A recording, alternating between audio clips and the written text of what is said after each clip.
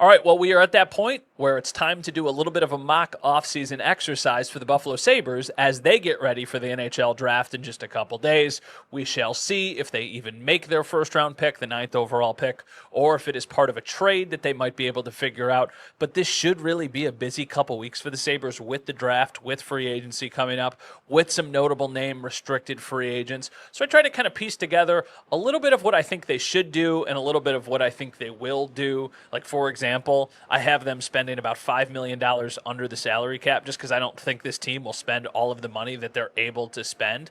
So it's not like I'm going completely all out on trying to fix this roster. I, of course, would do more, but that's easy for me to say sitting in this chair and not the chair of the general manager.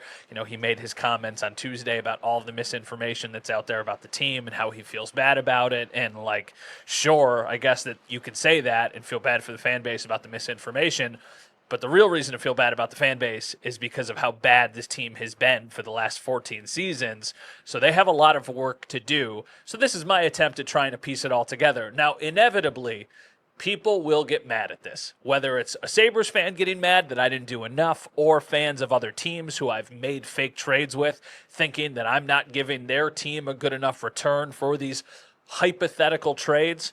So I guess everybody can get mad at me. Let's throw up the roster here on Puckpedia. I did this all on their website. Shout out to them. Also want to give a shout out to Expected Buffalo and The Athletic, especially Matthew Fairburn. Took a couple bits of inspiration from both of their offseason work. Really, really like following along both of them for Sabres content. You'll notice offensively, Brian Rust, that is a trade that I made. I used a piece that I acquired in another trade and Jack Quinn and I believe Connor Clifton. All of the written content is at the bottom of the page here to acquire Brian Rust. He seems like he's a player who is available. It feels like the Penguins are willing to sell. I know he's a bit older, but it felt like he was a veteran addition that could really make a difference on this team.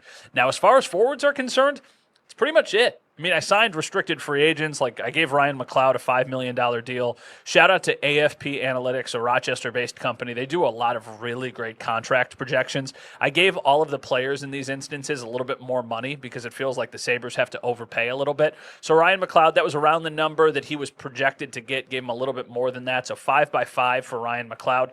The defense is really where I spent almost all of my focus with this exercise. You'll notice Rasmus Dahlin on the left side and then Timothy Liljegren on the right side. Now, that was a trade that I put together with the San Jose Sharks. It was Liljegren, and it was the 30th overall pick for Bowen Byram. This is one of those shout-out Expected Buffalo. I loved this idea on their mock offseason podcast, so I used it because I think that this makes sense for both teams. I think Byram could legitimately be the top defenseman on the Sharks. For the Sabres, you're getting back a cost-controlled defenseman with upside, and you're getting back an asset that you could likely use to try and go get a difference maker. Then under that, that would probably be the biggest trade that I made as far as the Sabres are concerned. I'm sorry, I'm looking at my phone because that's where the graphic is here.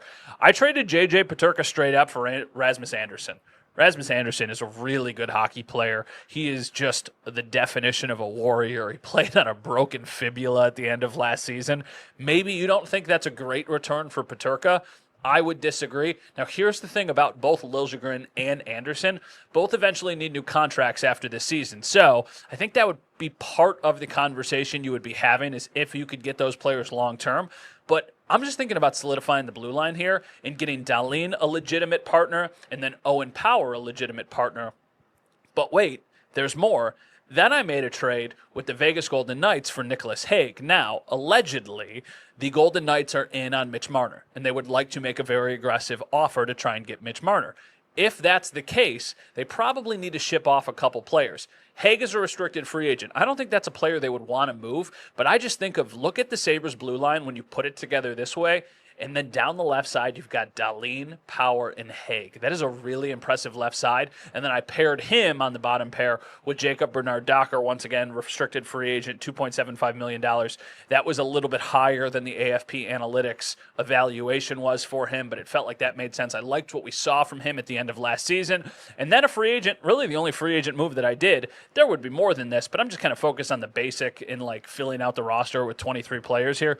Dennis Gilbert, $800,000, bring him back to Buffalo. He was a hit in the locker room. Those guys really, really liked him. It feels like he could be reliable depth. They already signed Jacob Bryce into a contract at the end of last season, which always felt a bit premature. I didn't know why they needed that, but that was not a player that I felt like I could just waive or send down to Rochester or anything, because I don't think they're going to do that, at least based off of them giving him a new contract at the end of last season. You'll notice Sam Lafferty not on this team, sent him down to Rochester for this exercise. Then we get to the goalies. It's Ukko-Pekka Luukkonen and then Devin Levi, another restricted free agent. That contract was $2 by $1.25 million a season. Kevin Adams said at his press conference on Tuesday they seem pretty confident with those two guys going into next season. I don't love that. Admittedly, I don't love the forward group either. I think they need to be better down the middle if Tage Thompson isn't going to be a center moving forward. If he is a center, then so be it. Maybe you end up moving McLeod off to the wing or something like that. But I feel like the forward group is whatever. This blue line, though, is very, very much improved, at least in my opinion. To me, this is a team that could at least be competitive. I'm not saying this is a contender or anything like that, but I think this is a team that would be pretty competitive. So for the Hague deal, it was Ryan Johnson, so a young other restricted free agent defenseman going back to Vegas and cheap, and Anton Wahlberg, a player that I know the Sabres like. But, hey, to get, you got to give, and that's a prospect I feel like the Sabres would be moving on from. J.J. Peterka straight up for Rasmus Anderson, Liljegren in the 30th overall pick for Bowen Byram, then using the 30th overall pick and Jack Quinn and Connor Clifton to shed some salary for Brian Rust. Oh, and there's one more. You'll notice Matthias Samuelsson is not on this roster. Kevin Adams said that he did not consider and has not considered buying out Matthias Samuelsson. That seems weird to me because it feels like that is a conversation that should probably be had because he has struggled. In this exercise, I sent him to Seattle for legitimately just a 7th-round pick. That is a salary cap dump to try and make space for the Sabres. I don't think they want to have that cap hit on their roster next year.